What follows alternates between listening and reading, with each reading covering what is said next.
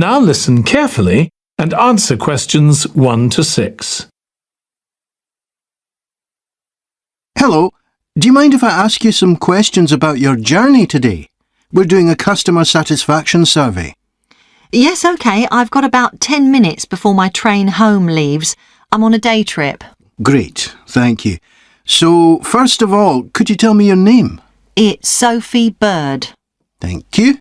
And would you mind telling me what you do? I'm a journalist. Oh, really? That must be interesting. Yes, it is. So, was the reason for your visit here today work? Actually, it's my day off. I came here to do some shopping. Oh, right. But I do sometimes come here for work. OK. Now, I'd like to ask some questions about your journey today, if that's OK. Yes, no problem. Right. So, can you tell me which station you're travelling back to? Stormforth, where I live. Can I just check the spelling? Staunfirth?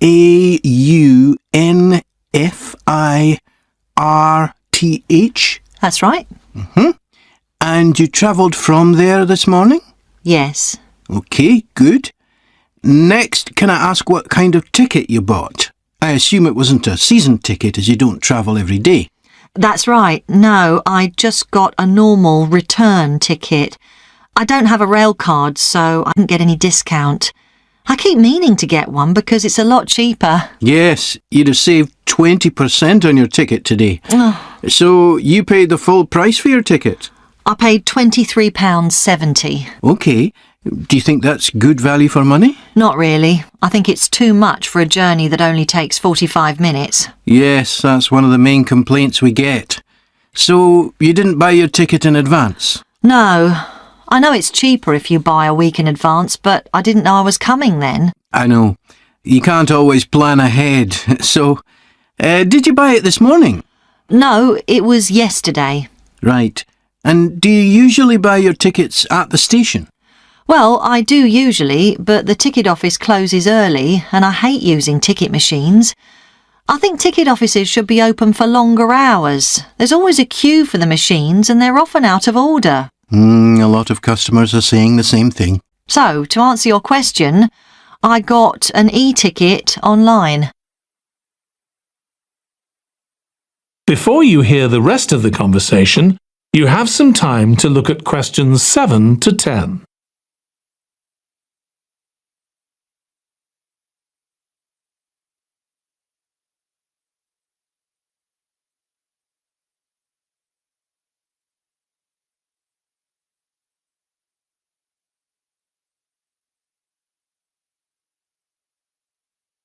Now listen and answer questions 7 to 10. OK, thank you. Now I'd like to ask you about your satisfaction with your journey. So what would you say you were most satisfied with today? Well, I like the Wi-Fi on the train. It's improved a lot. It makes it easier for me to work if I want to. That's the first time today anyone's mentioned that. It's good to get some positive feedback on that. And is there anything you weren't satisfied with? Well, normally the trains run on time and are pretty reliable, but today there was a delay. The train was about 15 minutes behind schedule. OK, I'll put that down. Now, I'd also like to ask about the facilities at the station. You've probably noticed that the whole station's been upgraded. What are you most satisfied with? I think the best thing is that they've improved the amount of information about train times, etc. that's given to passengers. It's much clearer. Before, there was only one board and I couldn't always see it properly, which was frustrating. That's good. And is there anything you're not satisfied with? Let's see. I think things have generally improved a lot. The trains are much more modern and I like the new cafe. But one thing is that there aren't enough places to sit down, especially on the platforms. OK, so I'll put seating down, shall I, as the thing you're least satisfied with? Yes, OK. Can I ask your opinion about some of the other facilities?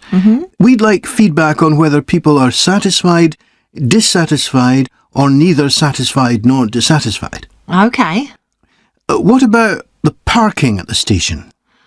Well, to be honest, I don't really have an opinion, as I never use it. So neither satisfied nor dissatisfied for that then? Yes, I suppose so. OK, and what about these? That is the end of part 1. You now have 1 minute to check your answers to part 1.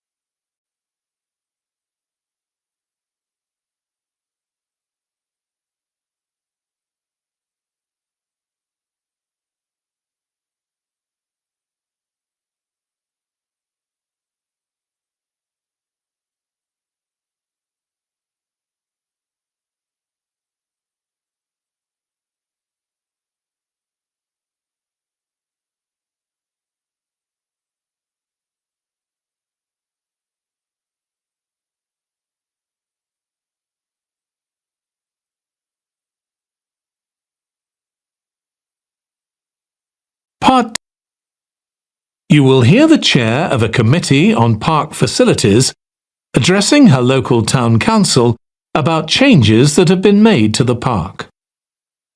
First, you have some time to look at questions 11 to 16.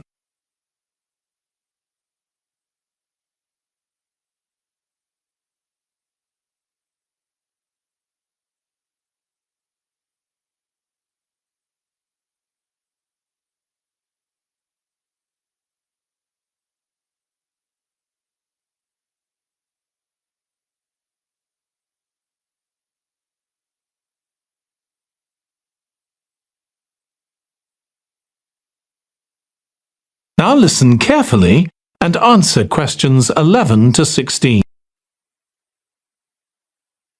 As chair of the Town Council Subcommittee on Park Facilities, I'd like to bring you up to date on some of the changes that have been made recently to the Croft Valley Park. So if you could just take a look at the map I handed out, let's begin with a general overview. So, the basic arrangement of the park hasn't changed. It still has 2 gates, north and south, and a lake in the middle. The cafe continues to serve an assortment of drinks and snacks, and is still in the same place, looking out over the lake and next to the old museum. We're hoping to change the location of the toilets and bring them nearer to the centre of the park, as they're a bit out of the way at present, near the adventure playground, in the corner of your map. The formal gardens have been replanted and should be at their best in a month or 2. They used to be behind the old museum, but we've now used the space near the south gate, between the park boundary and the path that goes past the lake towards the old museum. We have a new outdoor gym for adults and children, which is already proving very popular. It's by the glass houses, just to the right of the path from the south gate. You have to look for it, as it's a bit hidden in the trees. One very successful introduction has been our skateboard ramp. It's in constant use during the evenings and holidays. It's near the old museum, at the end of a little path that leads off from the main path between the lake and the museum. We've also introduced a new area for wildflowers to attract bees and butterflies. It's on a bend in the path that goes round the east side of the lake, just south of the adventure playground. Before you hear the rest of the presentation, you have some time to look at questions 17 to 20.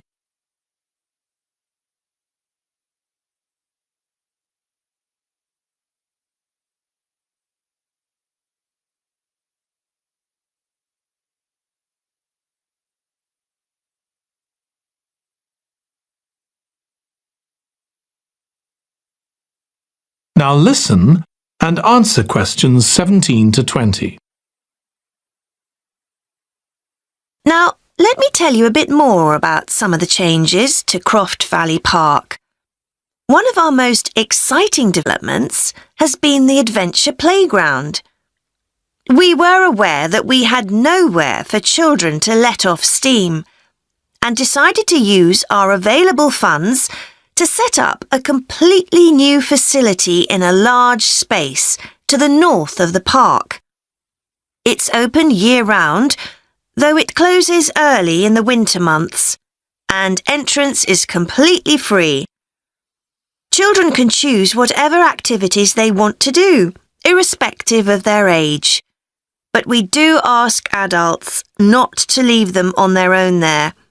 There are plenty of seats where parents can relax and keep an eye on their children at the same time. Lastly, the glass houses. A huge amount of work has been done on them to repair the damage following the disastrous fire that recently destroyed their western side. Over £80,000 was spent on replacing the glass walls and the metal supports, as well as the plants that had been destroyed, although, unfortunately, the collection of tropical palm trees has proved too expensive to replace up to now. At present, the glass houses are open from 10 a.m. to 3 p.m. Mondays to Thursdays, and it's hoped to extend this to the weekends soon. We're grateful to all those who helped us by contributing their time and money to this achievement. The gardens have really been a... That is the end of part 2. You now have 30 seconds to check your answers to part 2.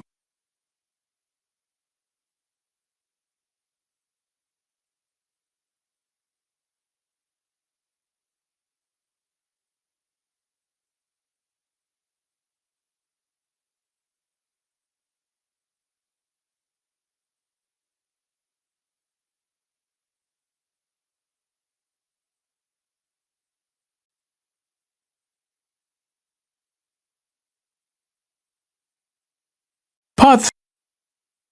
You will hear two students of social history called Annie and Jack discussing their presentation about refrigeration. First, you have some time to look at questions 21 to 24.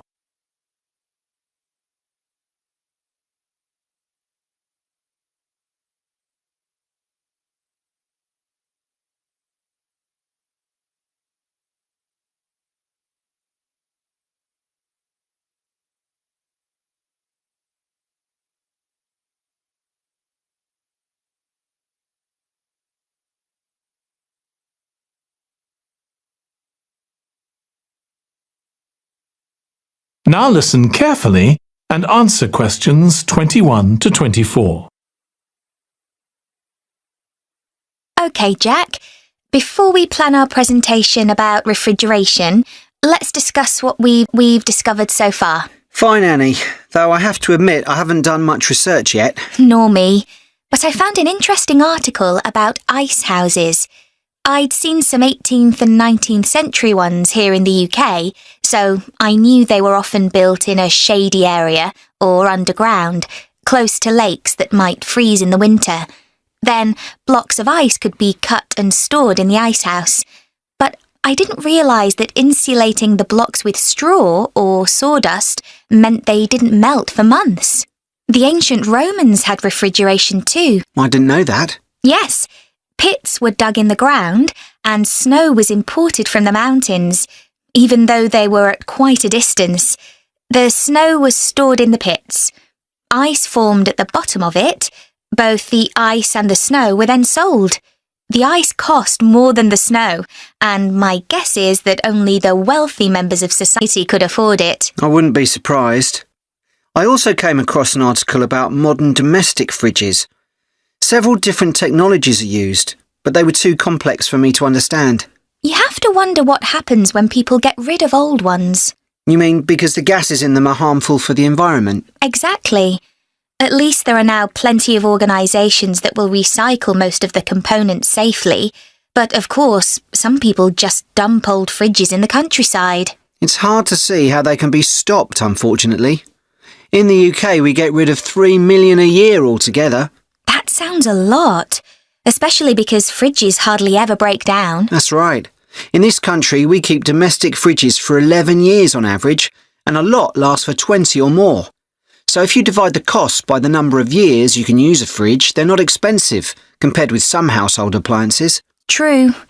I suppose manufacturers encourage people to spend more by making them different colours and designs. I'm sure when my parents bought their first fridge, they had hardly any choice. Yes, there's been quite a change. Before you hear the rest of the discussion, you have some time to look at questions 25 to 30.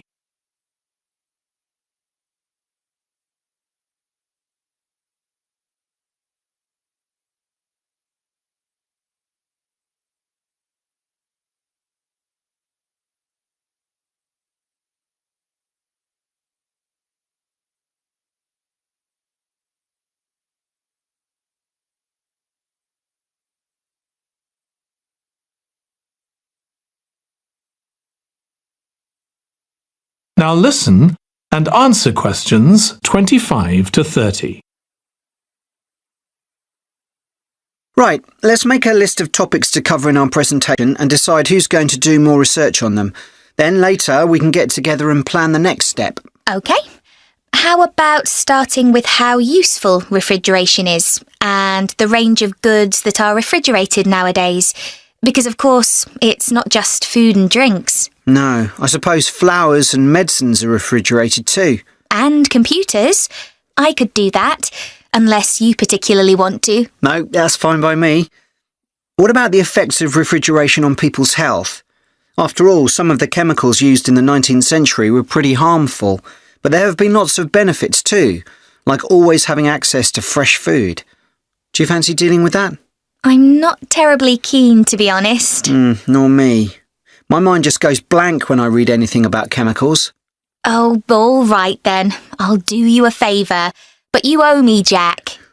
OK.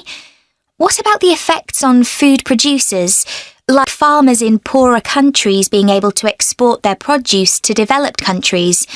Something for you, maybe? I don't mind. It should be quite interesting. I think we should also look at how refrigeration has helped whole cities, like Las Vegas, which couldn't exist without refrigeration because it's in the middle of a desert. Right. I had a quick look at an economics book in the library that's got a chapter about this sort of thing. I could give you the title if you want to do this section. Not particularly, to be honest.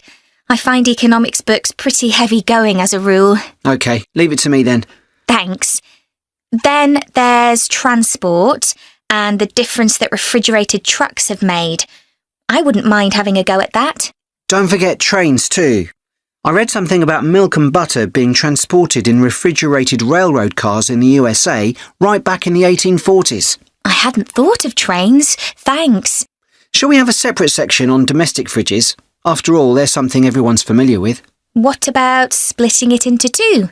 You could investigate 19th and 20th century fridges, and I'll concentrate on what's available these days, and how manufacturers differentiate their products from their competitors. OK, that'd suit me. That is the end of part 3. You now have 30 seconds to check your answers to part 3.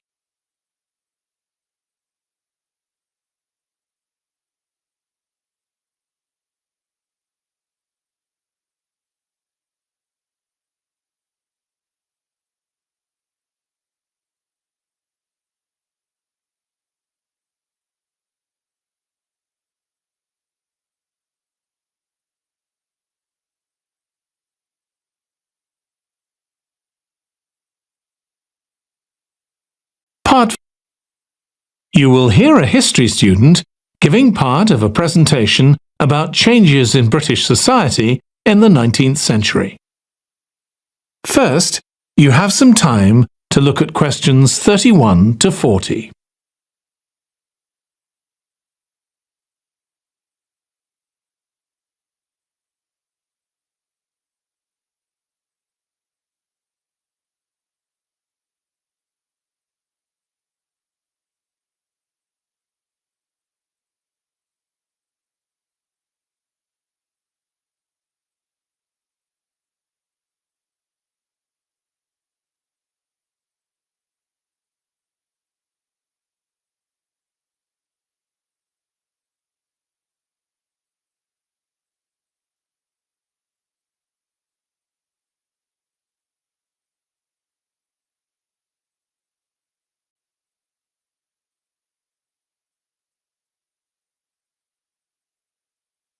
Now listen carefully and answer questions 31 to 40. Hi everyone. In this session, I'll be presenting my research about the social history of Britain during the Industrial Revolution. I particularly looked at how ordinary lives were affected by changes that happened at that time. This was a time that saw the beginning of a new phenomenon, consumerism, where buying and selling goods became a major part of ordinary people's lives. In fact, it was in the 19th century that the quantity and quality of people's possessions was used as an indication of the wealth of the country. Before this, the vast majority of people had very few possessions, but all that was changed by the Industrial Revolution. This was the era from the mid-18th to the late 19th century, when improvements in how goods were made, as well as in technology, triggered massive social changes that transformed life for just about everybody in several key areas. First, let's look at manufacturing.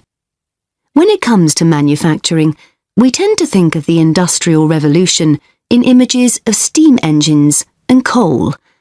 And it's true that the Industrial Revolution couldn't have taken place at all if it weren't for these new sources of power. They marked an important shift away from the traditional watermills and windmills that had dominated before this. The most advanced industry for much of the 19th century was textiles. This meant that fashionable fabrics and lace and ribbons were made available to everyone.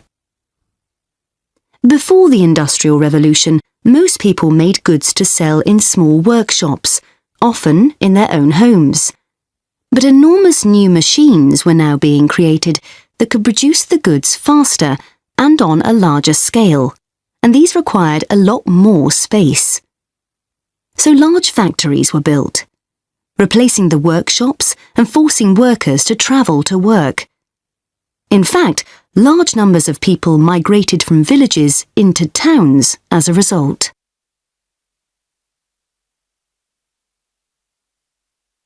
As well as manufacturing, there were new technologies in transport, contributing to the growth of consumerism. The horse-drawn stagecoaches and carts of the 18th century, which carried very few people and goods and travelled slowly along poorly surfaced roads, were gradually replaced by the numerous canals that were constructed. These were particularly important for the transportation of goods. The canals gradually fell out of use, though, as railways were developed, becoming the main way of moving goods and people from one end of the country to the other. And the goods they moved weren't just coal, iron, clothes, and so on. Significantly, they included newspapers, which meant that thousands of people were not only more knowledgeable about what was going on in the country, but could also read about what was available in the shops. And that encouraged them to buy more. So faster forms of transport resulted in distribution becoming far more efficient. Goods could now be sold all over the country instead of just in the local market.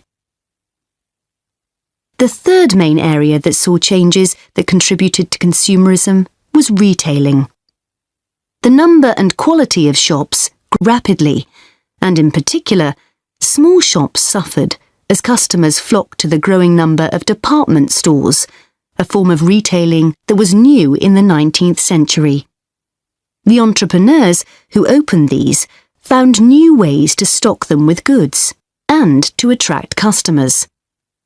For instance, improved lighting inside greatly increased the visibility of the goods for sale. Another development that made goods more visible from outside resulted from the use of plate glass, which made it possible for windows to be much larger than previously. New ways of promoting goods were introduced too. Previously, the focus had been on informing potential customers about the availability of goods. Now, there was an explosion in advertising trying to persuade people to go shopping. Flanders claims that one of the great effects of the Industrial Revolution was that it created choice. All sorts of things that had previously been luxuries, from sugar to cutlery, became conveniences, and before long turned into necessities. Life without sugar or cutlery was unimaginable, rather like mobile phones these days. That is the end of part 4. You now have 1 minute to check your answers to part 4.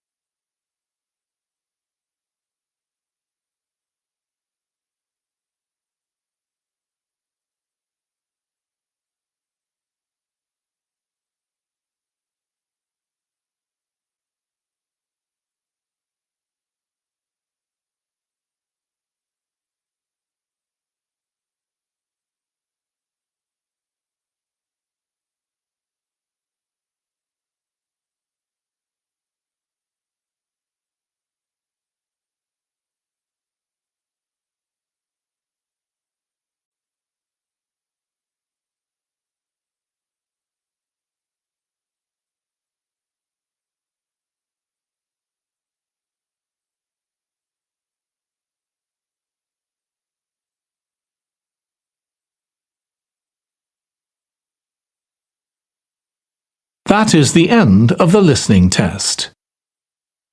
In the Ielts test, you would now have 10 minutes to transfer your answers to the answer sheet.